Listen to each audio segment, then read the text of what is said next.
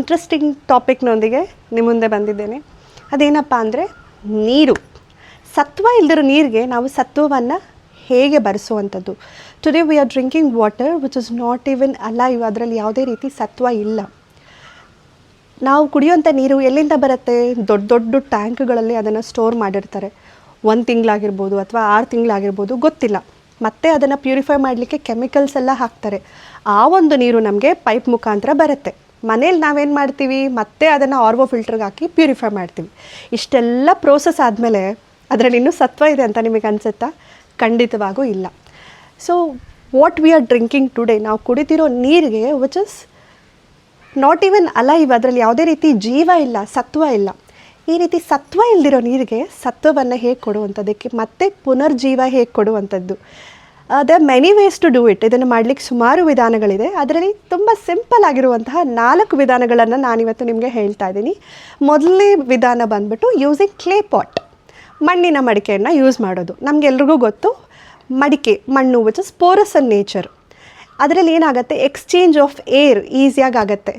ಹಾಗಾಗಿ ಮಣ್ಣಲ್ಲಿರುವಂತಹ ಎಷ್ಟೋ ಎಲಿಮೆಂಟ್ಸ್, ಮಿನರಲ್ಸನ್ನು ನೀರೇನು ಮಾಡುತ್ತೆ, ಆ ಒಂದು ಮಣ್ಣಿನ ಮಡಿಕೆಯಲ್ಲಿ ನಾವು ನೀರನ್ನು ಇಟ್ಟು ಕುಡಿದಾಗ ಮಣ್ಣಿನಲ್ಲಿರುವಂತಹ ಎಲಿಮೆಂಟ್ಸ್ ಮತ್ತು ಮಿನರಲ್ಸನ್ನು ನೀರು ಅಬ್ಸಾರ್ಬ್ ಮಾಡ್ಕೊಳ್ಳುತ್ತೆ.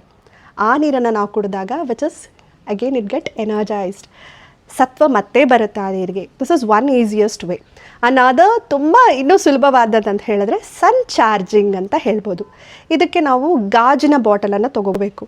ಪ್ಲಾಸ್ಟಿಕ್ ಬಾಟಲನ್ನು ಯೂಸ್ ಮಾಡಬಾರ್ದು, ಗಾಜಿನ ಬಾಟಲನ್ನೇ ನಾವು ತೊಗೋಬೇಕು. ಗಾಜಿನ ಬಾಟಲಲ್ಲಿ ನಾವು ನೀರನ್ನು ತುಂಬಿಸಿ ಅದನ್ನು ಸೂರ್ಯನ ಕಿರಣಗಳು ಅದರ ಮೇಲೆ ಬೀಳೋ ಹಾಗೆ ನಾವು ಆ ಬಾಟಲನ್ನು ಇಡಬೇಕು. ಬೆಳಗಿನ ಜಾವ ಅಥವಾ ಸಂಜೆ ಹೊತ್ತು ನಾವು ಆ ಒಂದು ಸೂರ್ಯನ ಕಿರಣಗಳು, ಸೂರ್ಯನ ಬೆಳಕು ಅದರ ಮೇಲೆ ಬೀಳಬೇಕು. Which is called a sun charging. ಈ ರೀತಿ ನಾವು ನೀರನ್ನು ಕುಡಿಯೋದ್ರಿಂದನೂ ನೀರೇನಾಗತ್ತೆ, ವಿಚ್ ಕಮ್ಸ್ ಟು ಲೈವ್ನೆಸ್. ಇದು 2ನೇ ಒಂದು ಸುಲಭ ವಿಧಾನ. 3ನೇ ವಿಧಾನ ಬಂದು another way is by having water through copper. ನಮ್ಮೆಲ್ಲರ ಮನೆಯಲ್ಲೂ ಒಂದು ತಾಮ್ರದ ಪಾತ್ರೆನೋ ಅಥವಾ ಬಿಂದಿಗೆನೋ ಒಂದು ಚಂಬು, ಲೋಟ ಎಲ್ಲಾದರೂ ಒಂದು ಇದ್ದೇ ಇರುತ್ತೆ. ಸೊ ರಾತ್ರಿ ಹೊತ್ತು ನೀವು ಒಂದು ತಾಮ್ರದ ಚಂಬಿಗೆ ನೀರನ್ನು ತುಂಬಿಸಿಡಿ.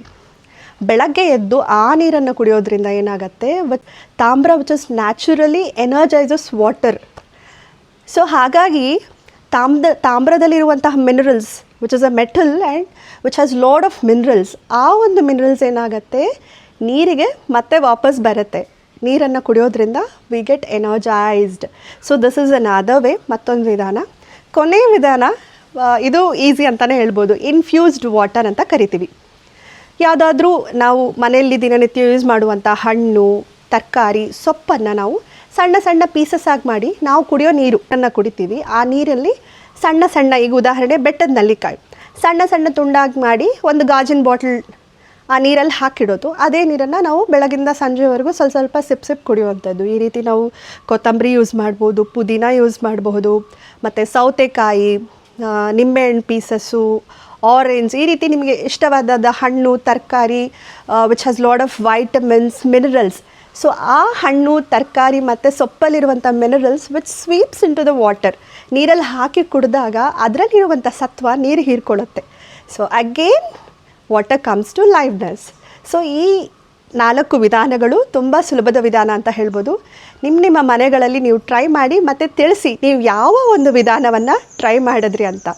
ಸೊ ಈ ಒಂದು ವಿಡಿಯೋ ನಿಮಗೆ ಇಷ್ಟ ಆಯಿತು ಅಂತ ಭಾವಿಸ್ತೀನಿ. ನೋಡಿ, ಈಗ ಯಾವುದೇ ಒಂದು ಪ್ರಾಣಿ, ಉದಾಹರಣೆಗೆ ನಾಯಿ ಅಂತ ಇಟ್ಕೊಳ್ಳೋಣ. ಆ ಒಂದು ನಾಯಿ ಒಂದು ನೀರನ್ನು ಅಥವಾ ಒಂದು ಆಹಾರವನ್ನು ತಿನ್ನಬೇಕಾದ್ರೆ ಪರೀಕ್ಷಿಸಿ ತಿನ್ನುತ್ತೆ. ಇಟ್ ಸ್ನಿಫ್ಸ್, ಮೂಸ್ ನೋಡುತ್ತೆ. ಈ ಒಂದು ಆಹಾರ ಯೋಗ್ಯವಾದದ್ದ ತಿನ್ನಲಿಕ್ಕೆ, ನೀರು ಯೋಗ್ಯವಾದದ್ದ ಅಂತ ನೋಡುತ್ತೆ. ಅದಕ್ಕೆ ಅನಿಸಿದ್ರೆ ಕರೆಕ್ಟಾಗಿ ಇದನ್ನು ತಿನ್ಬೋದು ಅಂತ ಅನಿಸಿದ್ರೆ ಮಾತ್ರ ಅದೇನು ಮಾಡುತ್ತೆ, ನಾಯಿ ತಿನ್ನುತ್ತೆ, ಕುಡಿಯುತ್ತೆ.